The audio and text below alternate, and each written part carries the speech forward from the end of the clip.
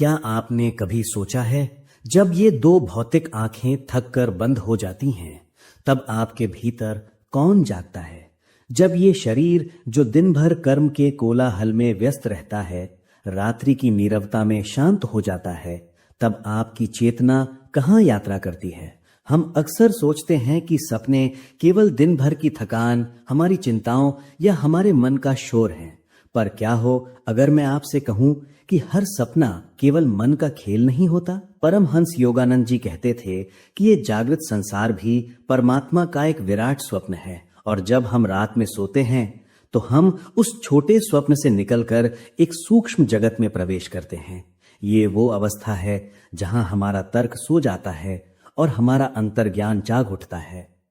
हमारे शास्त्र, हमारे उपनिषद कहते हैं कि निद्रा मृत्यु का ही एक छोटा रूप है, जहां हम अपनी भौतिक सीमाओं को छोड़कर अपनी अनंत आत्मा के करीब होते हैं। और ठीक इसी अवस्था में कभी कभी उस परम शक्ति, उस डिवाइन कॉस्मिक इंटेलिजेंस से हमें कुछ ऐसे कूट संदेश मिलते हैं जो हमारे आने वाले भविष्य का आईना होते हैं। आज हम उन्हीं संकेतों को डिकोड करेंगे।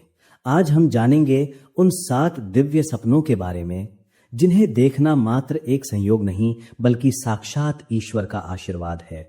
ये वो संकेत हैं जो बताते हैं कि आपके कर्मों का फल पक चुका है और भाग्य का सूर्य उदय होने वाला है।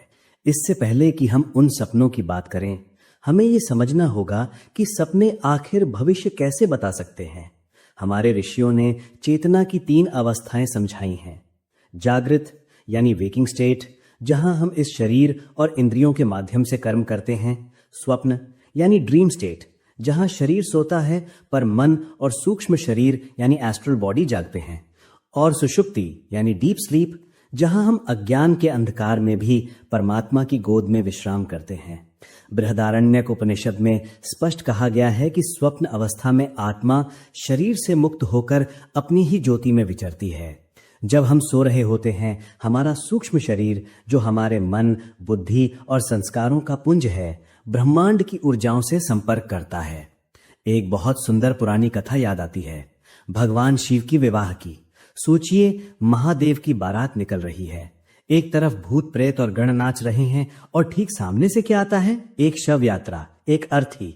साधारण दृष्टि से देखें तो किसी शुभ कार्य में मुर्दे का दिखना अपशकुन लग सकता है, लेकिन हमारे शास्त्रों ने, हमारी लोक मान्यताओं ने इसे परम शुभ कहा है।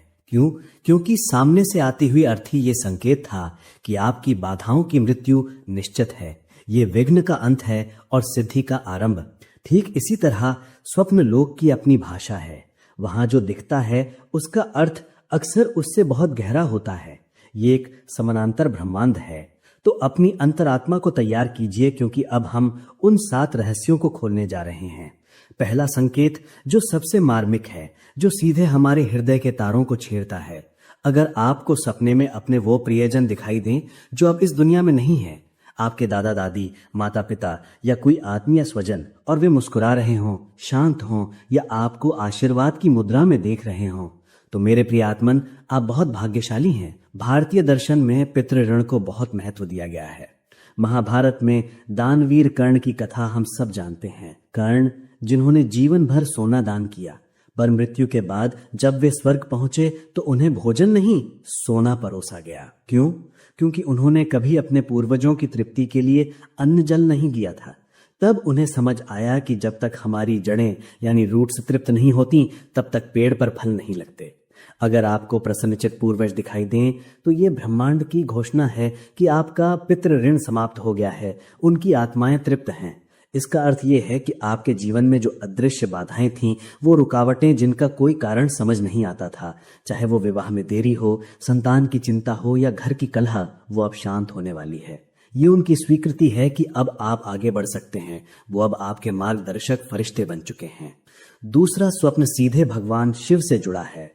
यदि आप स्वप्न में भगवान शिव और माता पार्वती को एक साथ देखते हैं या उनके प्रतीकों का दर्शन जयकारा लगाते समय जैसे हर हर महादेव बोलते, एक स्थिर त्रिशूल या शांत नंदी, ये साधारण सपना नहीं है। ये विनाश में छिपे निर्माण शास्त्रों के अनुसार सनातन धर्म में हम 3 अक्सर मुख्य विनाश से देवता डरते हैं। हैं, हम ब्रह्मा, बदलाव से विष्णु डरते और हैं, महेश। पर शिव सिखाते महेश हैं कि अर्थात जब तक भगवान पुराना शिव, ढांचा गिरेगा जिन्हें नहीं, संहारक नया माना महल जाता है। बनेगा कैसे? यानी कि चमकीला बुराइयों को शिवलिंग अंत करने ये वाले और निराकार ब्रह्म भगवान का विष्णु प्रतीक है। और ब्रह्मा इसे जी को देखने का अर्थ है कि जन्मदाता माना आपके जाता है। पाप कर्म जल रहे हैं। इसलिए आप इनको आध्यात्मिक महादेव से उन्नति की उस संबोधित सीढ़ी पर हैं करते जहां हैं, अब जिसका संसार मतलब का है कीचड़ आपको देवों छू के नहीं देव पाएगा। महादेव। त्रिशूल ये बताता अब है ऐसे कि में आप भगवान शिव त्रिकाल के लिए हर यानी एक पास्ट महादेव प्रेजेंट फ्यूचर ही से ऊपर उठ रहे हैं। क्यों बोला इसका जाता है? व्यावहारिक अर्थ है हर हर महादेव अद्भुत क्यों कहा संकल्प जाता है? शक्ति। जो कार्य जब अब तक सृष्टि असंभव में लग रहा था, सकारात्मक उसे ऊर्जा भेदने का की जन्म शक्ति हुआ अब था, आपके हाथों में साथ ही है। सकारात्मक नंदी ऊर्जा का प्रतीक्षा और धैर्य जन्म के तो हुआ, प्रतीक हैं। अगर नकारात्मक नंदी ऊर्जा का भी दिखें जन्म। तो समझे कि ईश्वर कह लेकिन रहे हैं व्यक्ति कि नकारात्मक थोड़ा ऊर्जा और का धैर्य सामना न रखो, करके तुम्हारी भक्ति की महादेव को पुकार अपनी सुन ली रक्षा गई करने है। के लिए बुलाते हैं। तीसरा संकेत जीवन में रस और इसलिए समृद्धि का महादेव है। ने सभी कल्पना मनुष्यों को कीजिए, उनकी एक शक्ति घड़ा से जो परिचित लबालब कराने भरा के है लिए या एक हर हर कलश महादेव जिससे का दूध या निर्मल जाप जल किया छलक रहा है। समुद्र मंथन याद जिसका है अर्थ है आपको? महादेव जब सभी देवताओं के और असुरों ने और मंथन सभी किया तो महादेव सबसे के। पहले क्या निकला? अर्थात हलाहल विष। सभी और अंत बलशाली। में क्या निकला? अमृत कलश इसलिए और मां महादेव की लक्ष्मी। प्रतीक्षा करने जीवन से भी एक अच्छा मंथन है हम अपने संघर्ष अंदर करते के हैं, महादेव को विष पीते जागृत हैं, कर लेकिन ये नकारात्मक स्वप्न ऊर्जा का बताता है नाश कि अब अमृत निकलने का समय आ गया है। महादेव का भरा हुआ दूसरा कलश अर्थ नाश भी पूर्णता है। का प्रतीक है। ऋग्वेद ये में संकेत है कि मां जीवन लक्ष्मी का आपके द्वार सारा पर खड़ी हैं और ये जो सिर्फ धन की सार बात है नहीं वो है, विस्तार ये से प्रवाह बताया की गया है। बात और है। ऐसा अगर आपका कहा पैसा जाता कहीं है कि फंसा हुआ था, भगवान शिव अगर आपके परम व्यापार में चेतना है ऊर्जा रुकी हुई थी और या आत्मा रिश्तों ही में शिव प्रेम है। का प्रवाह सूख हर गया हर था, महादेव तो से ये स्वप्न आश्रय एक है, ब्रेक हर थ्रू है। चीज में बाधाएं महादेव बह का जाएंगी वास है। और जीवन में संपन्नता व्यक्ति का के आगमन भीतर होगा। भी चौथा स्वप्न महादेव विराजते जिससे हैं। अक्सर लोग डर जाते हैं, हर हर से पर जो आश्रय है योगियों के लिए नष्ट परम करना। सौभाग्य है सर्प का दर्शन। इसका अर्थ ये लेकिन है कि ध्यान शिव दें, जी के आराधक वो सांप अपने आक्रामक अंदर नहीं सारे होना दोषों को चाहिए। नष्ट करे। वो शांत हो, दूसरा अर्थ है फन फैलाए महादेव हुए हो, शिव जैसे रक्षा हर कर किसी रहा के हो। दोष सर्प हर लेते केवल हैं एक और जीव सभी नहीं है, दोषों को पवित्र वो करते हैं। ऊर्जा का प्रतीक है। महादेव भगवान की विष्णु पूजा मात्र शेष करने से नाग ही पर विश्राम सभी करते हैं, कष्ट जो दूर हो अनंत सकते यानी हैं और व्यक्ति को इन्फिनिटी का मनवांछित प्रतीक है। फल हमारे की भी शरीर प्राप्ति में होती यही है। सर्प इसलिए कुंडलिनी शक्ति महादेव के के रूप भक्तों में द्वारा हर मूलाधार हर चक्र महादेव में का सोया जाप हुआ किया है। जाता है। सपने में शांत नाग पूजा को के दौरान देखना जैसे ही ये हर हर बताता महादेव है कि बोलते हैं, आपके भीतर वैसे की ही सोई सभी हुई लोग अपने शक्तियां हाथों को जाग रही उठाकर हैं। हर हर सुरक्षा महादेव का जयकारा आपके लगाते छिपे हैं। हुए शत्रु और और ऐसा षड्यंत्र करते समय स्वतः ही नष्ट हो भक्त अपने जाएंगे। आप को भगवान गुप्त शिव धन। को समर्पित कर सर्प को पृथ्वी के भक्त गर्भ चाहते हैं में छिपे कि खजाने भगवान का शिव रक्षक माना जाता भक्तों है। की ये सभी आध्यात्मिक परेशानी ज्ञान के खजाने या अचानक भौतिक लाभ का संकेत हो सकता है। प्रतिभा, आपके भीतर कोई ऐसा टैलेंट है जो अब तक दबा हुआ था, अब वो बाहर आएगा और दुनिया उसे देखेगी। पांचवा संकेत है ऊंचाई, एसेंशन। स्वयं को किसी पर्वत पर चढ़ते हुए देखना या किसी ऊंची इमारत की छत पर खड़े होकर नीचे देखना। हनुमान जी की लंका यात्रा को याद कीजिए, वो एक छलांग, वो केवल शारीरिक बल नहीं था, वो आत्मविश्वास की छलांग थी। पहाड़ चढ़ना आसान नहीं होता, सांस फूलती है, पैर दुखते हैं। अगर आप सपने में चढ़ाई कर रहे हैं तो इसका अर्थ है कि आप संघर्ष कर रहे हैं, लेकिन अगर आप ऊपर पहुंच गए हैं तो बधाई हो, ये विजय का उद्घोष है। ये बताता है कि आपका संघर्ष व्यर्थ नहीं जा रहा, आप अपनी परिस्थितियों से ऊपर उठ चुके हैं। चाहे वो करियर में प्रमोशन हो, समाज में मान सम्मान हो या अपने ही मन की कमजोरियों पर विजय प्राप्त करना हो, आप अब टॉप व्यू लेने के लिए तैयार हैं। और छठा स्वप्न है शुद्धता का, निर्मल जल में खिला हुआ कमल।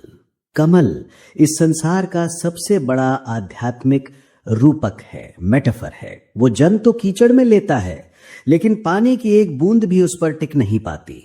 वो संसार में रहकर भी संसार से मुक्त है। यदि आप ये स्वप्न देखते हैं तो ये आपकी चेतना के विकास का प्रमाण है। इसका अर्थ है कि आपके आसपास चाहे कितना भी शोर हो, कितनी भी नकारात्मकता हो, आपका मन अब उससे प्रभावित नहीं होगा। यह विशेष रूप से उन लोगों के लिए शुभ है जो कला, लेखन या साधना के क्षेत्र में हैं। आपकी सृजनात्मकता यानी क्रिएटिविटी अब ईश्वरीय प्रेरणा से खिलेगी। और अंत में सातवां स्वप्न शुद्धिकरण का, स्वयं को गंगा, यमुना या किसी पवित्र नदी की धारा में स्नान करते हुए देखना। राजा भागीरथ की तपस्या को याद करें, जो गंगा को पृथ्वी पर लाए थे सिर्फ अपने पूर्वजों की राख को मुक्त करने के लिए नहीं, बल्कि पूरी मानवता के पाप धोने के लिए। नदी में स्नान करना केवल शरीर को धोना नहीं है, ये आत्मा पर जमी कर्मों की धूल को धोना है। ये स्वप्न एक नई शुरुआत, रीबर्थ है। इसका अर्थ है कि आपने जाने अनजाने जो गलतियां की थीं, जो अपराध बोध आपको अंदर ही अंदर खा रहा था, परमात्मा ने उसे क्षमा कर दिया है। आप हल्के हो गए हैं। पुराना बही खाता बंद हो चुका है। अब आप एक कोरे कागज की तरह हैं जिस पर नई कहानी लिखी जाएगी। मेरे प्रिय आत्मन, ये 7 स्वप्न ईश्वर का वो फोन कॉल हैं जो बताते हैं कि लाइन क्लियर है। लेकिन यहां पर एक बहुत बड़ी चेतावनी है जिसे समझना अनिवार्य है। अक्सर हम गलती क्या करते हैं, हम सपने देखकर हाथ पर हाथ रखकर बैठ जाते हैं। हम सोचते हैं अब तो सपना आ गया, अब तो सब अपने आप हो जाएगा। नहीं, ऐसा नहीं होता। वापस उसी उदाहरण पर चलिए। शिव जी की बारात खड़ी नहीं थी, बारात चल रही थी। शिव विवाह के लिए जा रहे थे, कर्म हो रहा था, तभी शगुन दिखा। अगर शिवजी घर से निकलते ही नहीं तो अर्थी दिखने का कोई मतलब नहीं था। सपने कर्म का विकल्प नहीं है, वे कर्म का समर्थन है, वैलिडेशन है। वे आपको बता रहे हैं कि उठो, थोड़ा और जोर लगाओ, क्योंकि अब हवा तुम्हारे पक्ष में है। पतवार तो तुम्हें ही चलानी होगी, लेकिन अब ईश्वर की हवा तुम्हारी नाव को आगे बढ़ाएगी। इसलिए इन संकेतों का इंतजार मत कीजिए। सत्कर्म कीजिए, क्रिया योग का अभ्यास कीजिए, ध्यान की गहराई में उतरिए। जब आपका मन शांत होता है, जब आप दिन भर धर्म और सच्चाई के मार्ग पर चलते हैं, तभी आपका अवचेतन मन इतना साफ हो पाता है कि वो इन ईश्वरीय संकेतों को पकड़ सके। एक बात और, अगर कभी डरावना सपना आए तो विचलित ना हो। अक्सर वो केवल हमारे मन का कचरा, मेंटल डिब्री होता है, जिसे मस्तिष्क बाहर फेंक रहा है। उसे वैसे ही देखें जैसे हम घर की सफाई करते समय धूल को देखते हैं। निकल गई, अच्छा हुआ। स्वामी विवेकानंद जी कहते थे कि उठो, जागो और तब तक मत रुको जब तक लक्ष्य प्राप्त ना हो जाए। आपके सपने आपकी आत्मा की पुकार हैं। उन्हें सुनिए, उन पर विश्वास कीजिए और फिर अपनी मेहनत से उन सपनों को इस मिट्टी की दुनिया में सच कर दिखाइए। आप परमात्मा के अंश हैं, आप असीम हैं। ईश्वर आपको शक्ति दे, आपकी अंतर्दृष्टि को जागृत करें। अगर आज की चर्चा ने आपकी आत्मा को स्पर्श किया हो तो कमेंट में ओम या जय गुरु लिखकर अपनी उपस्थिति दर्ज कराएं। हम सब एक ही दिव्य परिवार का हिस्सा हैं। अगले वीडियो तक निर्भय रहें, शांत रहें। आप सुन रहे थे सोल शक्ति। ईश्वर आपका कल्याण करें। प्रणाम। क्या आपने कभी सोचा है